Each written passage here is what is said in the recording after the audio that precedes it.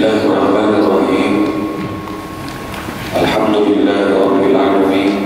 Wassalatu wassalamu ala asyrafil anbiya'i wal mursalin sayyidina wa habibina wa safiina wa maulana Muhammadin wa ala alihi wa sahbihi ajma'in.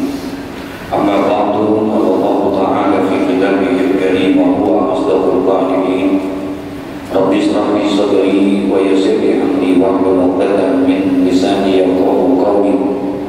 Rabbi yassir wa la tu'assir, Rabbi tammim bil khair. Subhanaka la ilma lana illa ma 'allamtana innaka antal alimul hakim. Wa la haula wa la quwwata illa billahil aliyyil azim. Para jemaah, Bapak hadirin hadirat rahimakumullah, saudara pengurus DKM Masjid Al-Istiqamah yang sangat saya hormati muliakan. Alhamdulillah bismillah ta'ala, di dalam menghidupkan malam-malam yang mulia di bulan yang mulia, bulan Ramadan, berinisiatif mengurus masjid, menghidupkan dengan majelis ilmu di dalam mengisi kegiatan ibadah di bulan Ramadan. Orang-orang yang duduk di majelis ilmu, menuntut ilmu, mengkaji ilmu di bulan Ramadan, nilainya lebih baik daripada orang yang ibadah selama 1 tahun penuh. Insya Allah. Jadi kalau ada orang yang ibadah 1 tahun, itu kerjaannya apa ya? Ibadah aja. Masih kalah dengan orang yang duduk di majelis ilmu di bulan Ramadan. Subhanallah. Begitu luar biasa.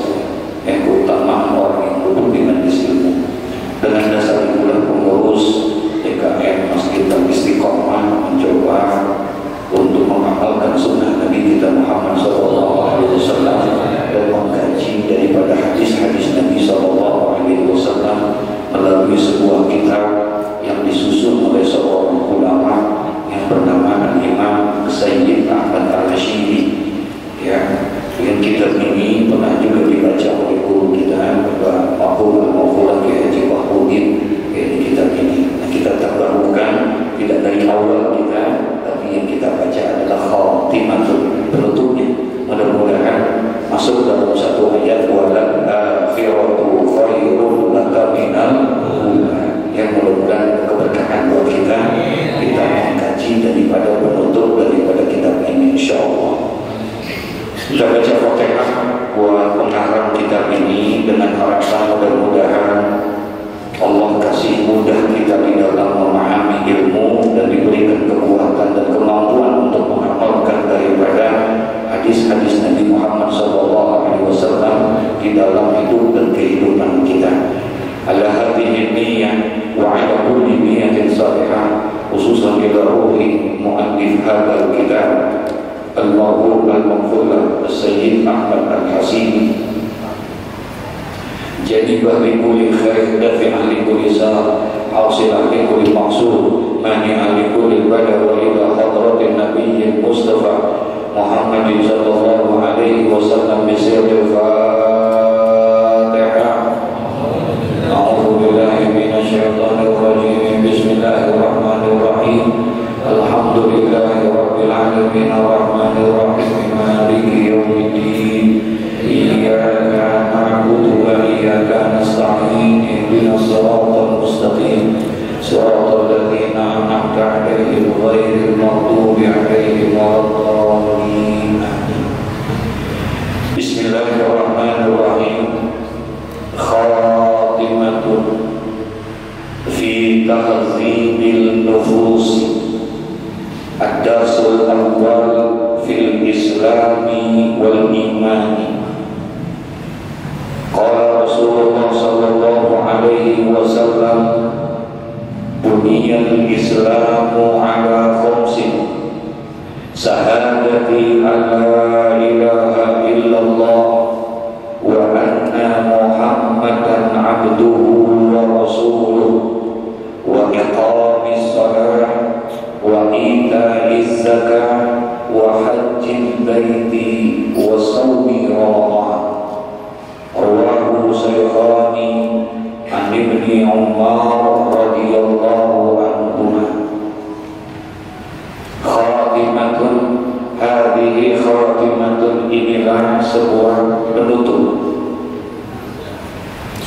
fi tahzibin nufus, di dalam menjelaskan dan menerangkan tentang memperbaiki diri. Jadi dari hadis-hadis yang sudah segitu banyaknya dari awal hingga akhir, ini pengarang mencoba menutup kitab ini dengan kembali mengajak kepada orang-orang yang membaca kitab ini dalam rangka untuk memperbaiki dirinya, membersihkan dirinya, menghilangkan segala penyakit-penyakit hati agar lebih kokoh lagi di dalam mengamalkan dan menjalankan yang diajarkan oleh Nabi kita Muhammad SAW. Makanya di dalam kitab ini tidak lagi berdasarkan abjad.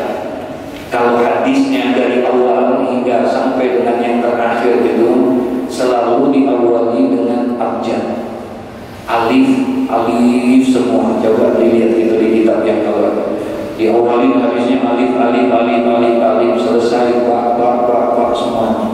Tapi dalam penutup ini tidak, pengarang mu'allif tidak memberikan dari sisi abjad, tapi digambarkan oleh beliau, diikhtisarkan, dirangkumkan, diresumekan itu dengan berdasarkan pelajaran. Jadi ada ad-darsul awal, ad-darsul tsani, pelajaran yang pertama, pelajaran yang kedua, ketiga dan seterusnya. Tidak lagi berdasarkan abjad hadisnya ini, tapi dirangkum semuanya, ya. Dalam rangka apa? Fi tahdzibin nufus, dalam rangka memperbaiki diri kita supaya lebih matang lagi. Kadang-kadang ini kan kita suka menganggap diri kita ini udah sempurna benar ibadah kita. Kita anggap sudah baik benar ibadah yang sudah kita lakukan menurut pandangan kita, padahal belum tentu menurut Allah.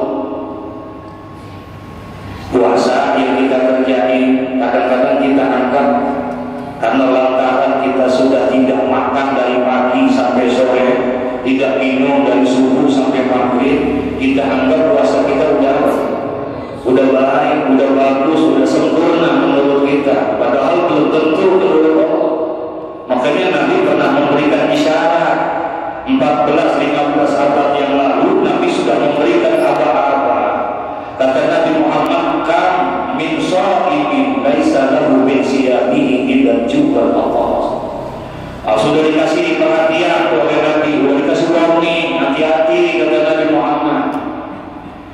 Nanti satu masa banyak di antara umat-umatku berpuasa dia di bulan Ramadan, tidak makan, tidak minum dia di bulan Ramadan, dari pagi sampai sore, dari subuh sampai maghrib, dia tidak makan, dia tidak minum, tapi ternyata dia tidak dapatkan apa-apa dari itu semua. Laisa lahu min siyamihi, tidak ada yang dia dapatkan daripada puasa-puasa yang dia jalankan illa ju' wal atas, kecuali yang dia dapatin hanya apa? Hanya lapar dan haus saja. Nol nilainya yang ada pada Allah Subhanahu wa taala. Rugi kan? Rugi. Kenapa? Karena kadang-kadang kita menganggap diri kita udah benar aja, udah sempurna aja ibadah kita. Makanya setiap selesai kita melaksanakan sholat tarawih, selesai kita melaksanakan sholat witir, diajarkan oleh ulama-ulama kita baca doa. Habis sholat tarawih, habis sholat witir, pasti itu dikumandangkan setiap hari malam Ramadan. Selesai tarawih,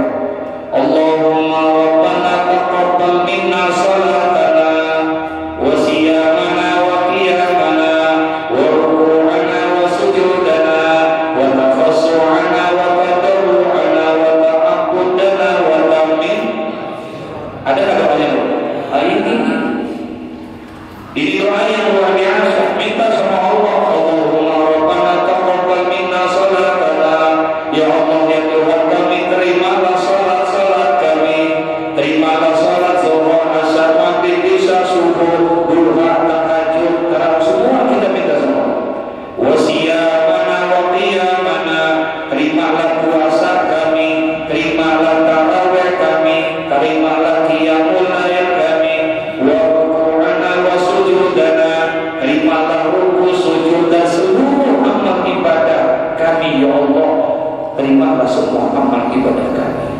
Insya Allah. Itu permintaan kita. Ditutup doa itu dengan satu kalimat indah, wa tammim taqsirana ya Allah. Itu kuncinya. Minta kita sama Allah, wa tammim taqsirana ya Allah, dan sempurnakanlah segala kekurangan ibadah-ibadah kami ya Allah. Kita ini manusia yang lemah, kita ini manusia yang dhaif, banyak kekurangan kita, banyak ketidaksempurnaan kita. Ya Allah, bisa jadi tadi puasa kami banyak kekurangannya ya Allah.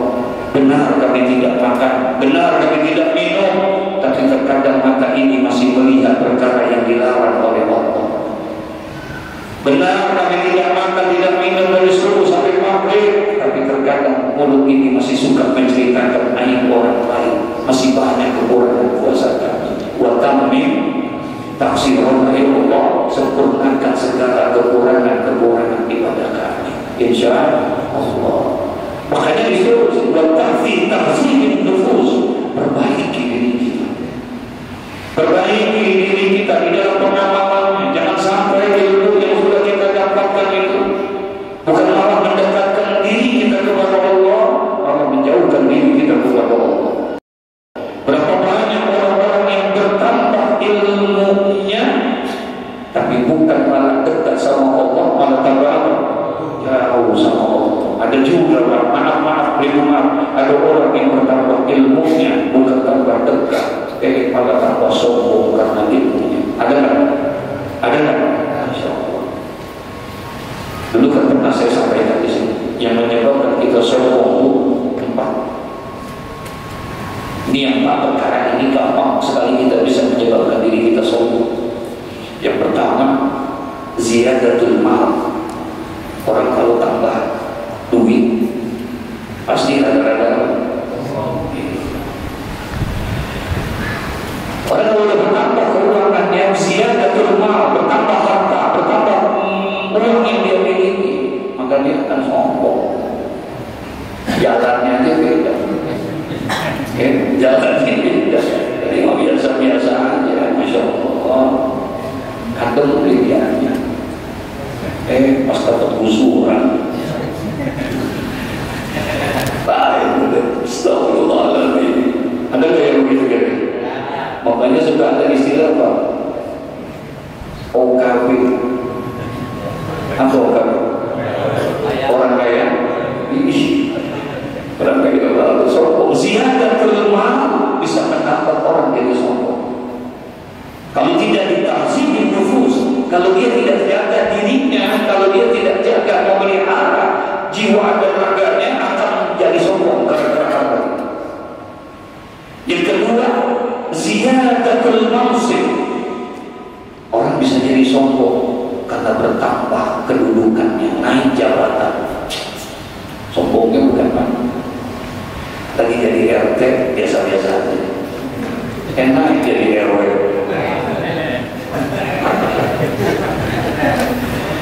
Tapi bukan RT sini, bukan. RT semua di Papua. Kalau di sini sih Masya Allah, the best. Kalau orang naik jabatan bisa jadi apa?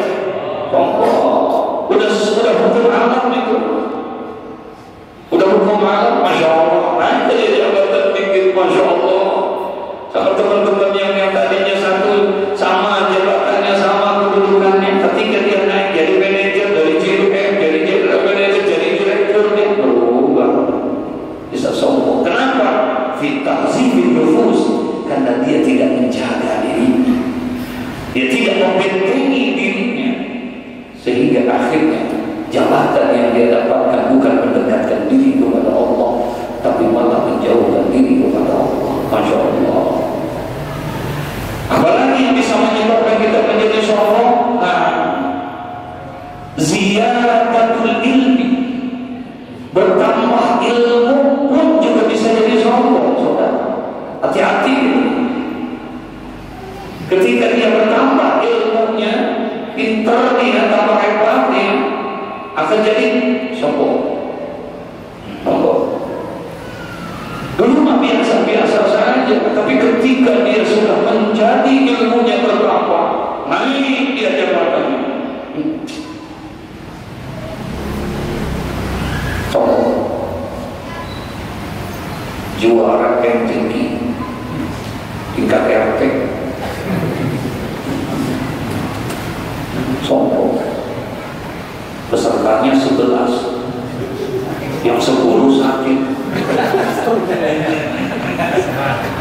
yang 10 sakit. Udah gitu jurinya encingnya lagi. Juara sombong. Astagfirullahaladzim. Jangan. Kenapa kok bisa begitu? Ilmunya ada, pinter dia, bukan mengamalkan ilmunya mendekatkan diri kepada Allah, tapi malah menjadi sombong. Fitazibin nufus, karena tidak menjaga apa? Dirinya. Dia tidak bentengi dirinya dengan iman, dengan Islam, sehingga akhirnya sombong. Aduh, Masya Allah. Ustaz sombong, ada nggak Ustaz sombong? Halo? Astagfirullahaladzim. La haula wala quwwata illa billah. Mudah-mudahan kita dijaga dari dosa. Insyaallah. Kita sibuk nufus, jaga dirimu, pelihara dirimu itu supaya bertambahnya ilmu yang kamu dapatkan, bertambahnya harta yang kamu dapatkan, bertambahnya kedudukan. Jangan menjadikan dirimu menjadi sombong, jangan. Bentengin dengan Islam, dengan iman. Apalagi yang keempat, yang bahaya. Kalau orang sombong karena bertambah harta, biasa, betul ya? Karena orang sombong karena bertambah kedudukannya, naik jabatannya, jadi sombong, biasa kan? Wajar, itu mah pantas. Orang bertambah ilmunya, ini yang rada bahaya. Hati-hati ini. Yang keempat, orang bisa menjadi sombong, ziyadatul ibadah. Bertambahnya ibadah malah jadi apa? Astagfirullahaladzim. Insyaallah. Bertambahnya ibadah jadi sombong, pengen dipuji terus ibadahnya. Pagi-pagi itu kalau ngobrol, dikit-dikit muak mulu. Pengen mengakhiri dulu muak mulu, memangnya antum mau tahajud bos malam.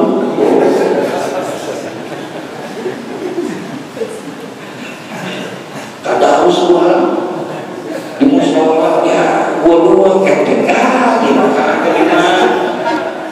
Betul. Astagfirullahaladzim. Bertambahnya ibadah seharusnya dekat sama Allah, tapi malah sombong. Hilang tuh semua amal ibadah kita gara-gara itu. Kenapa kok bisa begitu? Fitazibin nufus.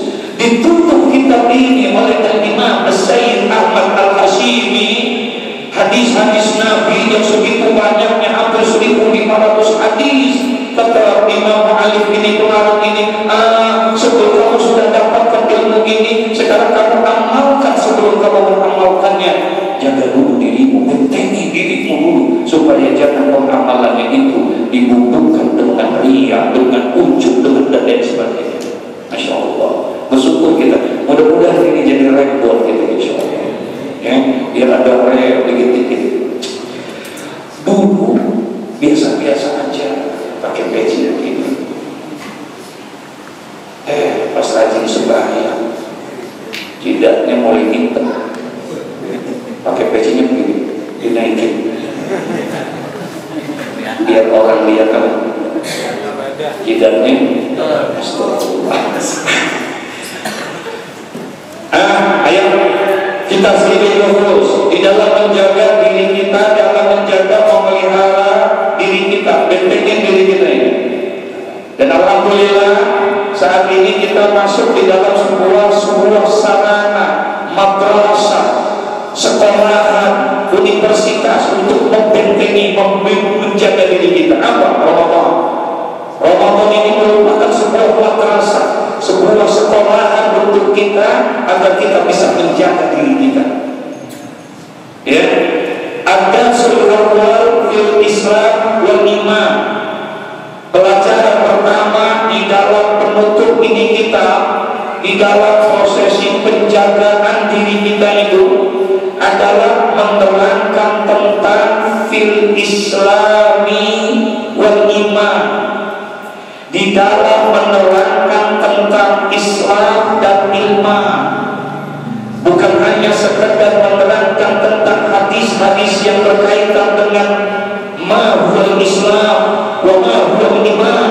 Bukan hanya sekedar kita diperkenalkan apa itu Islam, apa itu iman, tapi dalam hadis-hadis nanti akan dijelaskan tentang bukan hanya sekedar menghafal rukun Islam itu 5 A B C D E apa kita, tapi ternyata prosesi kehidupan hidup dan kehidupan kita ternyata tidak ada Islam di dalam amaliyah kita.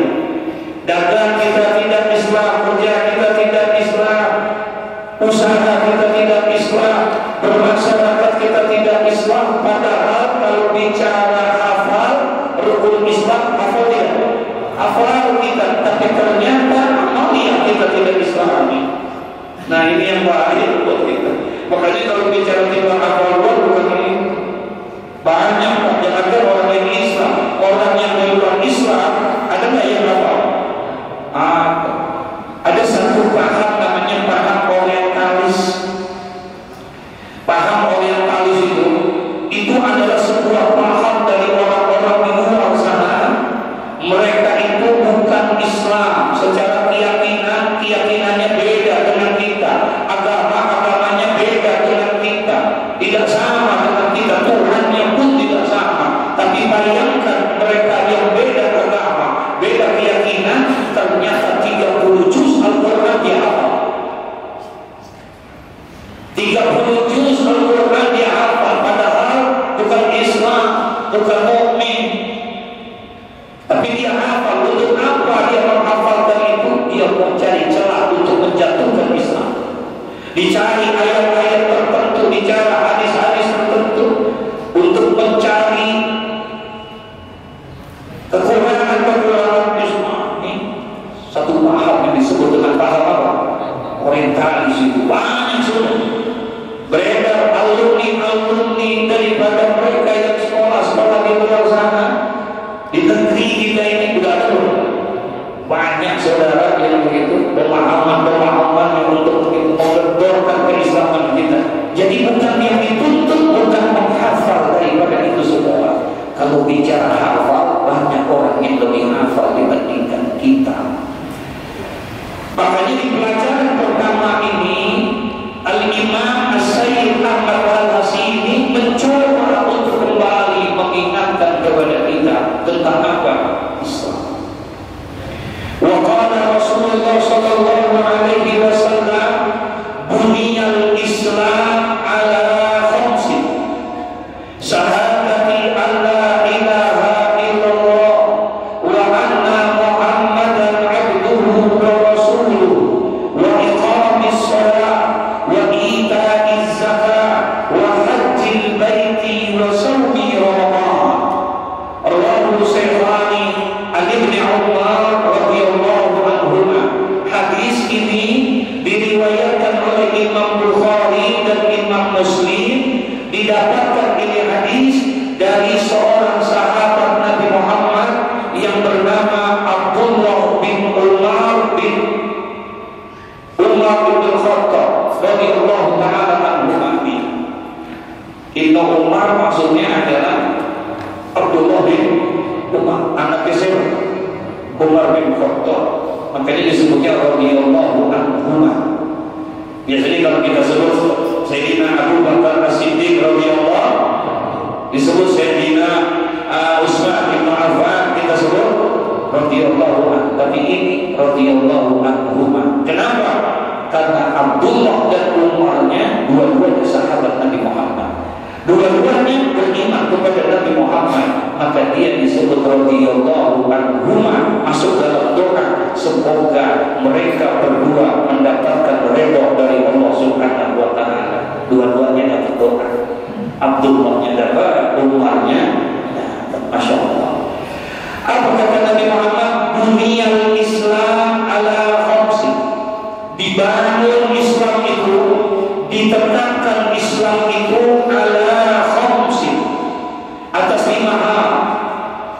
Ini yang disebut dengan Arkanul Islam, rukun Islam. Jadi dibangun Islam itu, orang itu akan menjadi Islam yang sejati, akan menjadi Islam yang kokoh, yang kuat, yang sempurna bila 5 ini ada di dalam dirinya. Maka Islam yang akan menjadi Islam yang hakiki. Apa itu? Yang pertama, syahadati alla ilaha illallah wa anna Muhammadan abduhu wa rasuluh. Yang pertama, syahadati alla ilaha illallah, bersaksi bahwasanya tidak ada Tuhan yang patut disembah kecuali siapa? Allah. Wa anna Muhammadan abduhu wa rasuluh, dan bersaksi bahwasanya Nabi Muhammad itu abduhu, hambanya Allah, wa rasuluh, dan rasulnya Allah, utusannya Allah. Itu yang pertama. Islam itu ditetapkan yang pertama, dia harus ada sebuah pengakuan yang sejati di dalam diri orang itu, mengaku bahwa, bersaksi bahwa tidak ada Tuhan yang patut disembah kecuali adalah Allah. Kita sudah sampai sejauh itu. Nah, ini kan yang diri kita. Kalau seandainya kita baru hanya timbang zuhur, asar, maghrib, isya, subuh, kadang-kadang tahajud malah, kadang-kadang tarawih malah, duha malah, sujud itu merupakan, itu sudah merupakan sebuah pernyataan pengakuan penyaksian kita. Belum tentu saudara. Padahal sujud, masya Allah. Kenapa? Karena ketika dia mendapatkan ujian, ketika dia mendapatkan cobaan dan musibah, ternyata dia cari kekuatan, dia cari pertolongan selain daripada Allah. Paham maksudnya? Sembahyang mas sembahyang, sembahyang zuhur, asar, maghrib, isya, subuh, sembahyang jamaah lagi sembahyang. Kadang-kadang jadi imam lagi. Tahajud dia, duha dia. Ketika tertimpa musibah, ujian, ada masalah dalam usahanya, dalam dagangannya, dalam pekerjaannya, dapat informasi, terus bentar lagi mau dimutasi, kemana? Iya, udah takut kita, bingung kita, dengar begitu pun bingung, asa kusuk diri, cari informasi, baru tenang aja begitu, bentar buat menteri bu. Dimana lu tahu gunung kawi